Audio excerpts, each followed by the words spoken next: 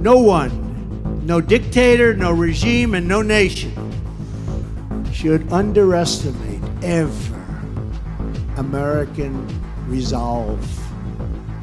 Every once in a while in the past, they underestimated us. It was not pleasant for them, was it? It was not pleasant.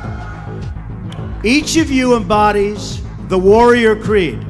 Your devotion, prowess, and expertise make you the most fearsome fighting force in the history of our world.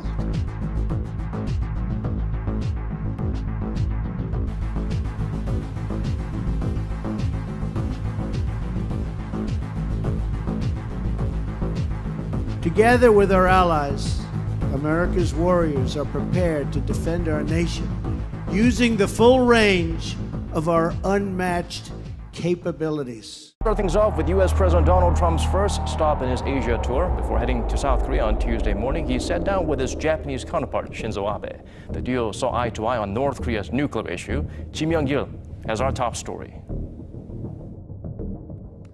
At a joint news conference in Tokyo on Monday, U.S. President Donald Trump and Japanese Prime Minister Shinzō Abe reaffirmed their policies towards North Korea.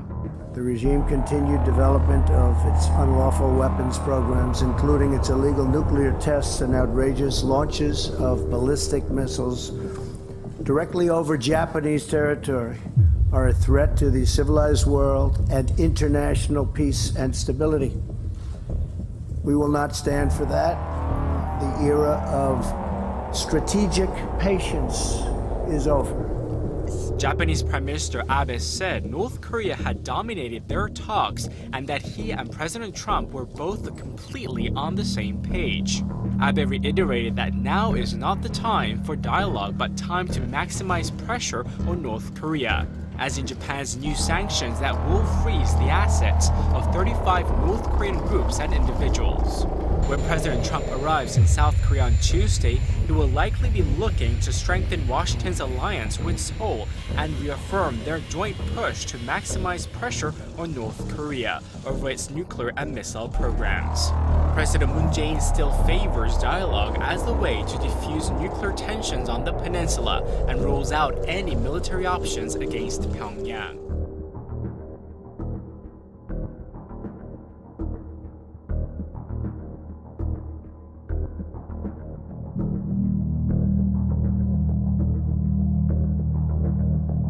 In a blunt new assessment, the Pentagon warns Congress the only way to secure and eliminate North Korea's nuclear weapons located in deeply buried underground facilities would be to use U.S. troops to conduct a ground invasion.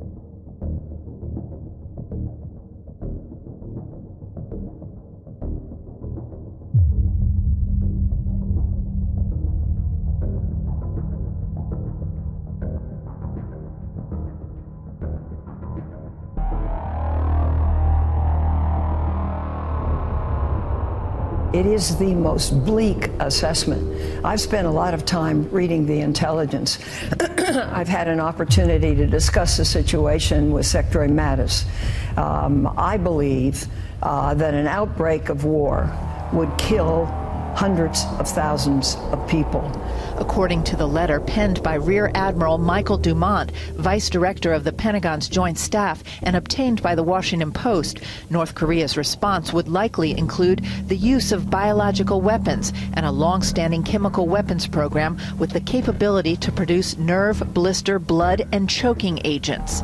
16 lawmakers, led by Congressman Ted Lieu of California and Ruben Gallego of Arizona, all military veterans and all but one a Democrat, signed a letter urging President Trump to stop making provocative statements that undermine diplomacy. The president decided one day to tweet out that that was a waste of time. The U.S. military has 375,000 U.S. military personnel under its Pacific Command, 200 warships, 5 aircraft carrier strike groups. The U.S. Army has 28,500 troops at 6 bases in South Korea. Its motto, ready to fight tonight. The U.S. Air Force keeps F-16s on strip alert there to launch at a moment's notice. 50,000 American sailors and Marines are based in Japan. The Air Force recently announced it would deploy F-35 Joint Strike Fighters to Japan for the first time. 7,000 U.S. troops are based in Guam, along with U.S. fast attack submarines and a new rotation of 6 B-1 supersonic strategic bombers, which conducted a training mission near North Korea last month. We dominate the sky. We dominate the sea. We dominate the land and space. But on Capitol Hill this week, a North Korean diplomat who defected last year had the following warning. Frankly, Kim Jong-un is not fully aware of the strength and might of American military power.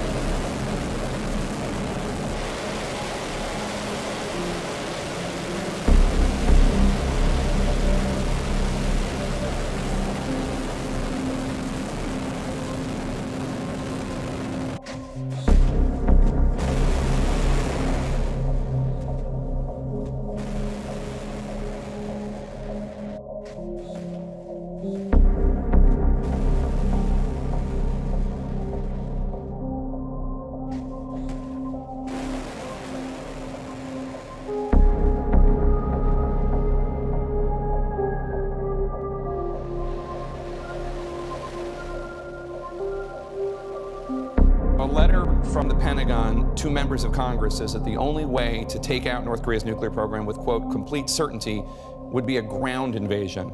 Is that something that you could support? Well, I think we have to exhaust every other remedy. North Korea's behavior has to be contained, stopped, reversed. They cannot have a nuclear weapon. My view, my concern about North Korea is not only what they're doing, but what they're advertising, that they may want to sell some of this technology. I was in Pyongyang a number of years ago on an intelligence trip to the capital of North Korea, and we were talking to them about stopping the production of all these missiles, the missile technology. They said, we only make them to sell them. Do you want to buy them? So I'm afraid whether it's the technology, whether it's the scientific know-how, or whether it's the launch capacity, that what they're doing is advertising. So it's not only that they would have it, but that it could sell it, and that proliferation would be a danger, is a danger to the whole world, and they must be stopped.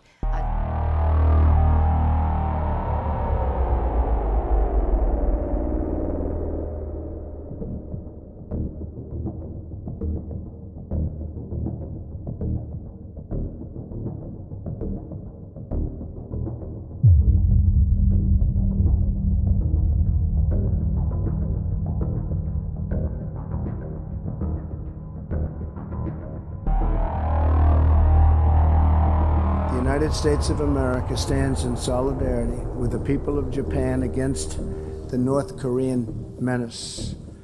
History has proven over and over that strong and free nations will always prevail over tyrants who oppress their people.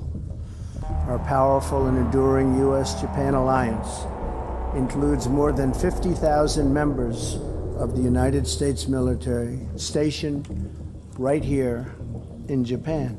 In addition to that, we have 33,000 stationed in South Korea. American and Japanese military personnel train together, work together, and will stand together to defend the security and sovereignty of both of our countries.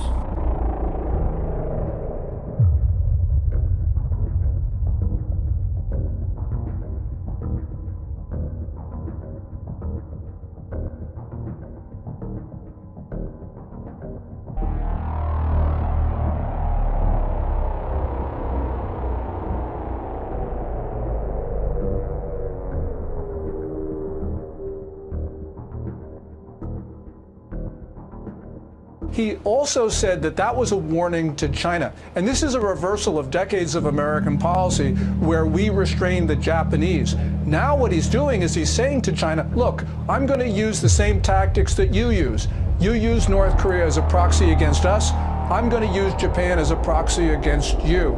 And I think people in Beijing must be pretty nervous right now because that is such a monumental change for us. And they've got to understand that President Trump is going to do everything possible to defend the American people.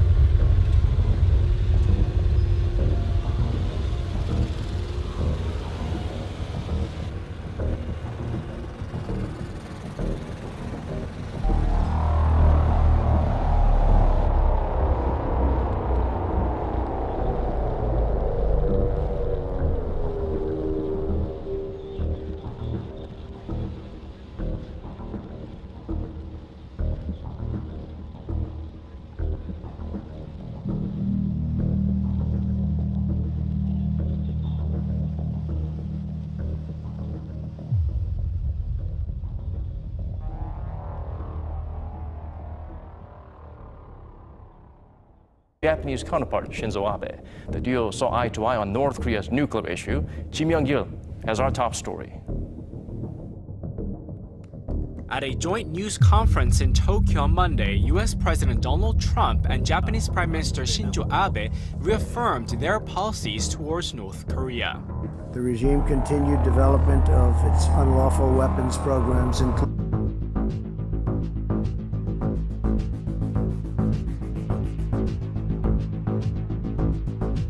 no one, no dictator, no regime, and no nation should underestimate ever American resolve.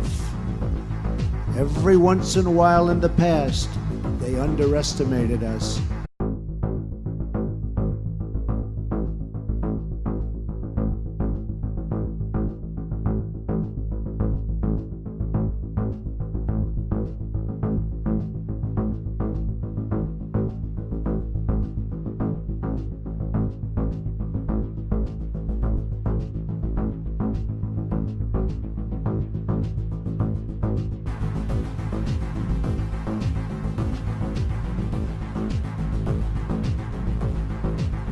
Together with our allies, America's warriors are prepared to defend our nation using the full range of our unmatched capabilities. Start things off with U.S. President Donald Trump's first stop in his Asia tour. Before heading to South Korea on Tuesday morning, he sat down with his... It was not pleasant for them, was it? It was not pleasant. Each of you embodies the warrior creed. Your devotion, prowess, and expertise make you the most fearsome fighting force in the history of our world.